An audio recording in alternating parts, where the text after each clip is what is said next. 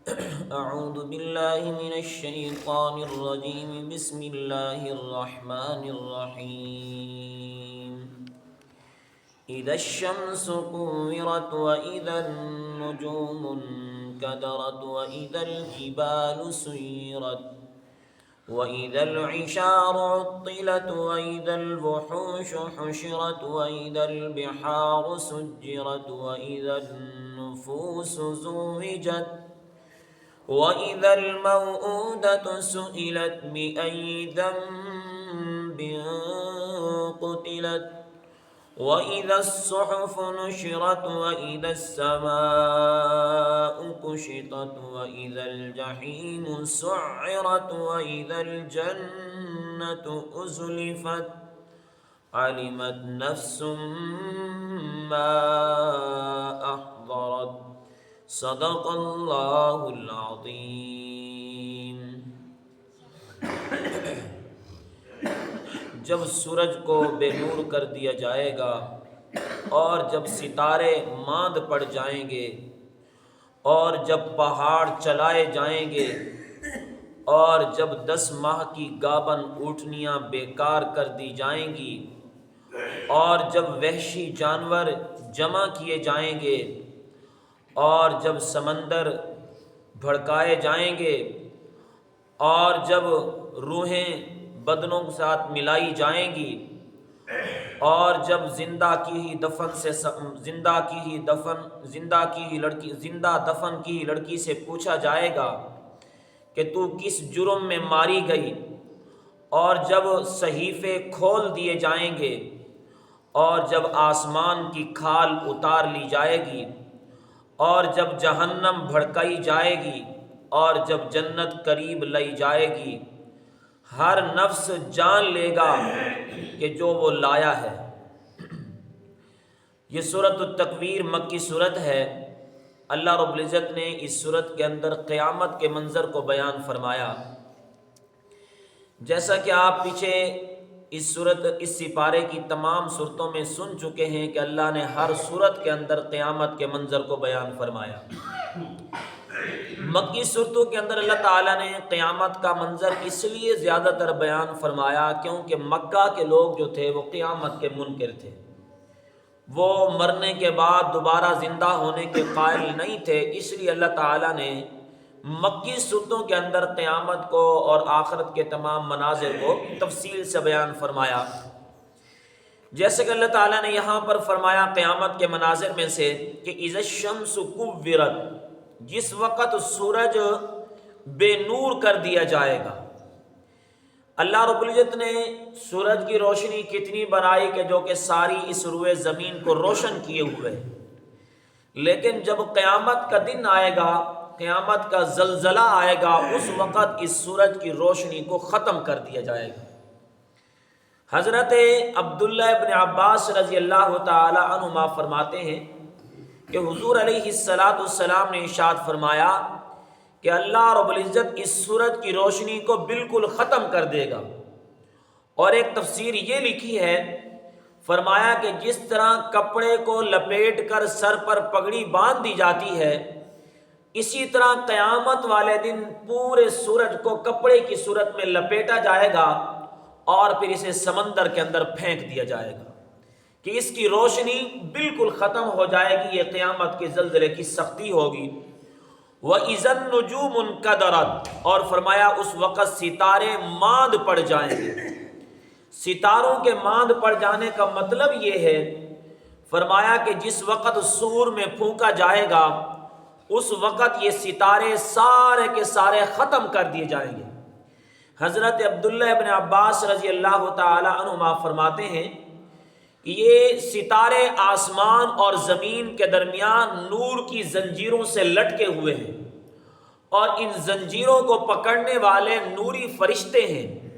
فرمایا اللہ تعالیٰ نے جب سور میں پھونکا جائے گا، وَنُفِخَ فِي الصُّورِ فَصَعِقَ مَنْ فِي السَّمَاوَاتِ وَمَنْ فِي الْأَرْضِ، زمین و آسمان میں جو کچھ ہے سب کچھ ختم ہو جائے گا. فرمایا تمام فرشتے بھی مر جائیں گے اس وقت ان نوری زنجیروں کو پکڑنے والے فرشتے جب یہ مریں گے تو ان کے ہاتھوں میں جو زنجیریں ہوں گی وہ بھی چھوٹیں گی اور یہ سارے کے سارے ستارے بھی گر پڑیں گے، ختم ہو جائیں گے۔ یہ مطلب ہے کہ اس وقت ستاروں کی روشنی بھی ختم ہو جائے گی، یعنی سورج کی روشنی بھی ختم اور ستاروں کی روشنی بھی ختم ہو جائے گی۔ وَإِذَا الْجِبَالُ سُيِّرَتْ، اور جس وقت پہاڑ چلائے جائیں گے۔ ان کے چلائے جانے کا مطلب یہ ہے کہ اللہ رب العزت ان پہاڑوں کو قیامت والے دن ایسے چلائے گا جیسے ہوا کے اندر گرد و غبار چل رہا ہوتا ہے۔ اس وقت ان پہاڑوں کی حیثیت پتھر کی نہیں ہوگی بلکہ مٹی کے گرد و غبار کی ہوگی، یا جیسا کہ اللہ نے ایک جگہ ارشاد فرمایا کہ یہ ایک ریت کے ذرات کی طرح بن جائیں گے، یا اسی طرح اللہ نے ایک جگہ یوں بھی ارشاد فرمایا کہ یہ دھنی ہوئی روئی کی طرح بن جائیں گے، جیسے روئی کے چھوٹے چھوٹے ذرات، چھوٹے چھوٹے گالے ہوا میں اڑ رہے ہوتے ہیں۔ فرمایا کہ اس وقت یہ پہاڑ قیامت کی سختی کی وجہ سے ایسے ذرات بن جائیں گے، پہاڑوں کی یہ حیثیت نہیں ہوگی۔ وَإِذَا الْعِشَارُ عُطِّلَتْ، اور فرمایا کہ اس وقت 10 ماہ کی گابن اونٹنی بیکار کر دی جائے گی۔ اللہ رب العزت نے اس 10 ماہ کی گابن اونٹنی کا خاص طور پہ تذکرہ اس لیے کیا کہ عرب کے ہاں جانوروں میں سے پسندیدہ جانور اور نفیس جانور وہ اونٹنی تھی جو 10 ماہ کی گابن ہو چکی ہوتی اور بچہ جننے کا وقت قریب ہوتا۔ انہیں اپنے تمام جانوروں میں سے یہ اونٹنی بہت پیاری ہوتی، بہت عزیز ہوتی اور ان کے ہاں بہت قیمتی ہوتی۔ اللہ نے فرمایا کہ جب قیامت کا دن آئے گا، یہ لوگ جو اپنے مالوں میں سے، اپنے جانوروں میں سے اس اونٹنی سے پیار کرتے ہیں، فرمایا کہ اس اونٹنی کو بھی چھوڑ دیں گے۔ اس قیامت کے زلزلے اور سختی کو دیکھ کر انہیں یہ اونٹنی بھی بھول جائے گی۔ اور ایک روایت یہ ذکر کی جاتی ہے، فرمایا کہ جس وقت لوگ قبروں سے اٹھیں گے اس وقت سارے کے سارے جانور بھی اٹھیں گے، زندہ ہوں گے، اور حضرت عبداللہ بن عباس فرماتے ہیں کہ حتیٰ کہ مکھی بھی زندہ ہوگی، یہ سارے کے سارے جانور اللہ کے عدالت میں پیش ہوں گے۔ اب یہ عرب لوگ جو اپنے جانوروں میں اس 10 ماہ کی گابن اونٹنی سے پیار کرتے تھے، جب یہ اونٹنی ان کے سامنے آئے گی، فرمایا یہ اس اونٹنی کو بھول جائیں گے، بیکار کر دیں گے۔ ان کے سامنے اس وقت محشر کے میدان کی سختی ہوگی۔ فرمایا کہ یہ محشر کے میدان کی سختی کہ تمام کے تمام جانور اللہ کے عدالت کے اندر پیش کیے جائیں گے، اور لوگ اپنی آنکھوں سے دیکھیں گے کہ اللہ رب العزت کی عدالت کے اندر جانوروں کا بھی حساب کیا جا رہا ہوگا۔ لیکن فرمایا کہ ان کا حساب ہونے کے بعد اللہ ان کو مٹی مٹی بنا دے گا۔ وَإِذَا الْوُحُوشُ حُشِرَتْ، یہ سارے کے سارے جانور اللہ کے عدالت میں پیش ہوں گے، تمام کے تمام جانور۔ اچھا، ان جانوروں سے مراد وہ جانور بھی ہیں جن کو آج ہم دیکھتے ہیں وہ جنگلوں کے اندر ہیں، وہ جانور یا انسانوں سے دور رہتے ہیں یا انسان ان جانوروں سے دور رہتے ہیں، لیکن قیامت والے دن یہ وحشی جانور انسانوں کے ساتھ ہی معاشر کے میدان کے اندر اکٹھے ہوں گے، کہ انسان بھی ہوں گے وہاں پر، جنات بھی ہوں گے، یہ وحشی جانور، یہ تمام درندے اللہ کے عدالت کے اندر پیش ہوں گے، تمام کی عدل کا انصاف کا فیصلہ کیا جائے گا۔ وَإِذَا الْبِحَارُ سُجِّرَتْ، اور فرمایا کہ جس وقت سمندر بھڑکائے جائیں گے، سمندروں کے پانی کو اللہ رب العزت قیامت والے دن آگ بنا دے گا، ان کو آگ لگ جائے گی۔ مفسرین فرماتے ہیں کہ ان کے بھڑکانے کا ایک مطلب یہ بھی ہے کہ قیامت والے دن تمام کے تمام سمندر اکٹھے ہو جائیں گے۔ جب تمام سمندر اکٹھے ہو جائیں گے، اللہ رب العزت سورج کو ان سمندروں کے اندر پھینکے گا۔ فرمایا جیسے سورج ان سمندروں کے اندر گرے گا، فرمایا کہ سارا کا سارا پانی سمندروں کا آگ بن جائے گا۔ اور در حقیقت فرمایا اللہ رب العزت نے ان سمندروں کے نیچے آگ ہی رکھی ہے، جیسا کہ اللہ نے جنت کو 7 آسمانوں کے اوپر رکھا اور جہنم کو 7 زمینوں کے نیچے رکھا۔ فرمایا جو جہنم ہے وہ سمندروں کی تہ کے اندر ہے، لہذا وہ جہنم جب بھڑکے گی تو سمندروں کے پانی کو آگ لگا دی جائے گی۔ وَإِذَا النُّفُوسُ زُوِّجَتْ، اور فرمایا کہ تمام کے تمام نفوس زُوِّجَتْ اپنے جوڑوں کے ساتھ ملا دیے جائیں گے۔ حضرت عبداللہ بن عباس رضی اللہ تعالیٰ عنہما فرماتے ہیں حضور علیہ السلام نے خود ارشاد فرمایا اس آیت کے متعلق، وَإِذَا النُّفُوسُ زُوِّجَتْ کے متعلق، فرمایا کہ قیامت والے دن ہر آدمی اپنی اس جماعت کے ساتھ مل جائے گا جس جماعت جیسا وہ عمل کیا کرتا تھا۔ اور پھر حضرت عبداللہ بن عباس نے فرمایا قیامت والے دن 3 جماعتیں لوگوں کی بن جائیں گی۔ ایک جماعت السابقون، سبقت کرنے والی ہوگی، یعنی وہ جماعت ہوگی جن کو بغیر حساب کے اللہ جنت میں داخل فرمائیں گے۔ اور ایک جماعت فرمائیں کہ اصحاب الیمین، جن کو نام اعمال دائیں ہاتھ میں ملے گا حساب کتاب کے بعد۔ اور ایک جماعت اصحاب الشمال کی ہوگی، جن کو نام اعمال بائیں ہاتھ میں ملے گا۔ اب ہر نفس اس جماعت کے ساتھ ملے گا جس جماعت جیسا وہ عمل کیا کرتا تھا۔ دنیا کے اندر وہ اصحاب الیمین جیسا عمل کرتا، یعنی جن کو نام اعمال دائیں ہاتھ میں ملنے تھے ان جیسا عمل کرتا تو اللہ ان میں شامل کر دیں گے۔ اگر وہ اعمال کرتا تھا اصحاب الشمال، جن کو نام اعمال بائیں ہاتھ میں ملتا ہے، تو فرمایا اللہ اس کے ساتھ اس کو شامل کریں گے۔ حضور علیہ السلام کی حدیث مبارکہ آپ نے ارشاد فرمایا المرء مع من احب، فرمایا آدمی اسی کے ساتھ اٹھایا جائے گا قیامت والے دن جس کے ساتھ وہ دنیا میں محبت کیا کرتا تھا۔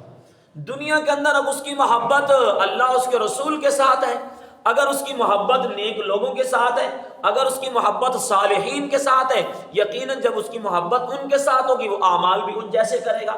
جب اعمال ان جیسے کرے گا اللہ قیامت والے دن انہی کے ساتھ کھڑا کریں گے۔ اگر اس کی محبت ہوگی مجرمین کے ساتھ، کافروں کے ساتھ، مشرکین کے ساتھ، یقیناً پھر اعمال بھی ان جیسے کرے گا اور قیامت اللہ کھڑا بھی انہی کے ساتھ کریں گے۔ اور آپ صلی اللہ علیہ وسلم کی یہ بھی حدیث ہے، آپ نے ارشاد فرمایا من تشبہ بقوم فہو منہم، جو شخص جس قوم کی مشابہت اختیار کرتا ہے قیامت والے دن وہ انہی میں سے ہوگا۔ لہٰذا اس نے اپنی زندگی، اپنا طرز عمل جس جیسا اختیار کیا ہوگا دنیا کے اندر، قیامت والے اللہ تعالیٰ انہی کے ساتھ کھڑا کریں گے۔ اب اگر ہم مسلمانوں کا طرز عمل، ہماری زندگی حضور صلی اللہ علیہ وسلم اور حضور کے صحابہ جیسی ہوگی، یقین اللہ ہمیں انہی کے ساتھ کھڑا کر دیں گے۔ اگر ہمارا طرز زندگی، طرز عمل حضور کے دشمنوں جیسا ہوگا، صحابہ کے دشمنوں جیسا ہوگا، ان کے مخالفین جیسا ہوگا، یعنی کفار اور منافقین اور مشرکین جیسا ہوگا، پھر خدا نہ خواستہ اللہ ہم ان کے ساتھ کھڑا کر دیں گے۔ تو جس کی محبت جس کے ساتھ ہوگی تو وَإِذَا النُّفُوسُ زُوِّجَتْ، اس کو اسی کے ساتھ ملا دیا جائے گا۔ وَإِذَا الْمَوْءُودَةُ سُئِلَتْ، اور فرمایا کہ زندہ دفن کی ہوئی لڑکی سے پوچھا جائے گا بِأَيِّ ذَنْبٍ قُتِلَتْ، تجھے کس جرم میں مارا گیا تھا۔ کہ جس وقت عرب لوگ اپنی بیٹوں کو زندہ دفن کیا کرتے تھے، ان کی وجہ کیا تھی؟ وہ اپنے ہاں بیٹی کے پیدائش کو شرم کے خلاف سمجھتے تھے، حیا کے خلاف سمجھتے تھے کہ ہمارے ہاں لڑکی کیوں پیدا ہوئی ہے۔ اللہ رب العزت فرماتے ہیں میں ان سے پوچھوں گا کہ تمہارا جرم کیا تھا۔ بیٹی کا پیدا کرنا تو رب کی قدرت کے اندر ہے، جس عورت نے لڑکی کو جنا ہے اس کا تو اس میں کوئی اختیار بھی نہیں ہے کہ اس نے لڑکی کو کیوں جن دیا۔ عرب لوگ جو زندہ دفن کر دیتے تھے، جس لڑکی کو زندہ دفن کرتے، در حقیقت وہ لڑکی بھی تو ایک عورت کے پیٹ سے پیدا ہوئی ہے، تو لہٰذا اللہ پوچھیں گے تیرا جرم کیا ہے۔ یقیناً اس کو تو کوئی جرم نہیں تھا، اس کو بغیر جرم کے، بغیر کسی جو ہے نا وجہ کے اس کو قتل کر دیا گیا۔ تو لہٰذا یہ عرب کے کافروں کو جو قیامت کے منکر ہیں انہیں کہا جا رہا ہے کہ اے کافروں، اے مکہ کے مشرک لوگوں، تم اپنی بیٹیوں کو زندہ دفن کرتے ہو، قیامت میں ان لڑکیوں سے پوچھوں گا تمہارا جرم کیا تھا، تمہارے باپ نے زندہ دفن کیوں کیا تھا۔ وَإِذَا الصُّحُفُ نُشِرَتْ، فرمائے کہ جب تمام صحیفے نامہ اعمال انسانوں کے سامنے کھولے جائیں گے، ہر انسان کا نامہ اعمال اس کے سامنے کھلا ہوا ہوگا۔ وَوَجَدُوا مَا عَمِلُوا حَاضِرًا، اللہ قرآن میں فرماتے ہیں ہر آدمی اپنے عمل کو اپنے سامنے پائے گا، جو اس نے دنیا میں عمل کیا تھا۔ اللہ رب العزت ہر عمل کو ایک وجود دیں گے، ہر عمل کو ایک شکل دیں گے۔ اچھے اعمال کا اچھی شکل ہوگی اور برے اعمال کی بری شکل ہوگی، اور انسان کو کہا جائے گا اب نامہ اعمال کو دیکھ، اور اس نامہ اعمال کو دیکھ کر انسان پڑھے گا۔ اللہ فرمائیں گے اقرا کتابک کفا بنفسک الیوم علیک حسیبا، اپنا نامہ اعمال پڑھو، اپنا حساب کتاب خود کر۔ تو فرمائیں کہ انسان اس وقت دیکھ کر کیا کہے گا، ما لہذا الکتاب لا یغادر صغیرۃ ولا کبیرۃ الا احصاها، یہ تو میرا وہ نامہ اعمال ہے جس میں میری ہر چھوٹی بڑی بات کو لکھا گیا، ہر چھوٹے بڑے عمل کو لکھا گیا۔ جیسے کہ اللہ قرآن میں فرماتے ہیں فَمَن يَعْمَلْ مِثْقَالَ ذَرَّةٍ خَيْرًا يَرَهُ، اگر تم نے ایک ذرے کے برابر تھوڑا سا بھی خیر کا عمل کیا، فرمایا وہ بھی قیامت میں پیش ہوگا۔ وَمَن يَعْمَلْ مِثْقَالَ ذَرَّةٍ شَرًّا يَرَهُ، اگر ایک ذرے کے برابر یعنی چھوٹا سا کوئی گناہ کیا چھوٹی سی کوئی غلطی کی فرمایا وہ بھی قیامت والے دن پیش کی جائے گی. تو ہر انسان کا نام اعمال قیامت انسان کے سامنے پیش ہوگا اور انسان خود اپنا حساب کرے گا. اور فرمایا کہ وَإِذَا السَّمَاءُ كُشِطَتْ جب قیامت میں آسمان کی کھال اتاری جائے گی. حدیث میں آتا ہے کہ جیسے عرب لوگ اپنے جانوروں کو ذبح کرتے ہیں اور اپنے جانوروں کی کھال اتارتے ہیں، اللہ ان کو فرماتے ہیں کہ بھائی قیامت کا اتنا خوفناک منظر ہوگا، اللہ اس آسمان کی بھی ایک کھال اتار دے گا، یعنی اس کو بالکل ختم کر دے گا، بالکل مٹا دے گا. وَإِذَا الْجَحِيمُ سُعِرَتْ اور فرمایا کہ جب جہنم کو بھڑکایا جائے گا، جہنم کی آگ اس وقت مزید بھڑکے گی. ترمذی شریف کی روایت ہے، حضور علیہ السلام ارشاد فرمایا اللہ نے جہنم کی آگ کو 1000 سال تک بھڑکایا. 1000 سال تک بھڑکانے کے بعد فرمایا وہ آگ سرخ ہو گئی. پھر 1000 سال تک بھڑکایا، فرمایا وہ آگ سفید ہو گئی. پھر 1000 سال تک بھڑکایا، وہ آگ سیاہ ہو گئی. اور فرمایا کہ اب جہنم کی آگ سیاہ ہے اور اس کو مزید قیامت والے دن بھڑکایا جائے گا. اور بھڑکایا پھر کس کے ساتھ جائے گا؟ جہنم کا جو ایندھن ہے وقودها الناس والحجارہ، اللہ نے خود فرمایا انسان اور پتھر جہنم کا ایندھن ہے، ان انسانوں کے ساتھ جہنم کی آگ کو بھڑکایا جائے گا. وَإِذَا الْجَنَّةُ أُزْلِفَتْ اور فرمایا کہ جنت کو قریب لایا جائے گا. جو نیک اعمال کرنے والے ہوں گے ان کے لیے جنت پیش کی جائے گی، جو برے اعمال کرنے والے ہوں گے ان کے لیے جہنم کو بھڑکایا جائے گا. عَلِمَتْ نَفْسٌ مَّا أَحْضَرَتْ ہر انسان جان لے گا جو کچھ اس نے پیش کیا ہے. اللہ کے سامنے اپنا نام اعمال جو بھی پیش کیا، ہر انسان کو خود پتہ لگ جائے گا کہ میں نے اچھا عمل پیش کیا، اللہ کے سامنے برا عمل پیش کیا ہے. یعنی یہ سبق کا سارے سبق کا خلاصہ کہ اللہ نے ہمارے سامنے قیامت کا منظر پیش کر کے قیامت کی سختی، قیامت کی ہولناکی بتائی کہ سورج بے نور ہو گیا، ستارے جھڑ گئے، پہاڑ چلائے جائیں گے، جہنم کی آگ بھڑکائی جائے گی، آسمان کی کھال اتاری جائے گی. اے انسان تیرا کیا بنے گا؟ اس وقت تیرا کیا ہوگا؟ تو اللہ کے سامنے پیش ہوگا. یہ سارا دنیا کا یہ نظام، یہ عالم، سب کچھ جو اللہ نے بنایا یہ انسان کے لیے تو بنایا نا. زمین کی چھپی ہوئی چیزیں، زمین کی ظاہری چیزیں، آسمان کی چھپی ہوئی چیزیں، سب کچھ اللہ نے کیا فرمایا؟ میں نے انسان کے لیے بنایا. الم تر ان اللہ سخر لکم ما فی السماوات و ما فی الارض اللہ فرماتے ہیں کیا نہیں دیکھتے جو کچھ آسمانوں میں ہے، جو کچھ زمین میں ہے. وَأَسْبَغَ عَلَيْكُمْ نِعَمَهُ ظَاهِرَةً وَبَاطِنَةً فرمایا آسمان کی چھپی ہوئی نعمتیں، آسمان کی ظاہری نعمتیں، زمین کی چھپی ہوئی نعمتیں، زمین کی ظاہری نعمتیں، سب کچھ انسان میں نے تیرے لیے بنایا تھا. اتنا بڑا نظام انسان کے لیے اللہ نے بنایا، اور انسان کو کس لیے بنایا؟ اپنی عبادت کے لیے بنایا. تو یہ سختی بیان کرنے کا مقصد یہ کہ انسان اتنا خوفناک منظر ہوگا جس میں تو پیش ہوگا، جس میں تیری عدالت لگے گی، جس میں تیرا نام اعمال پیش کیا جائے گا. مقصد صرف انسان کو جھنجھوڑنا، انسان کو اپنی آخرت کی طرف متوجہ کرنا ہے. اللہ ہم سب کو عمل کرنے کی توفیق عطا فرمائے.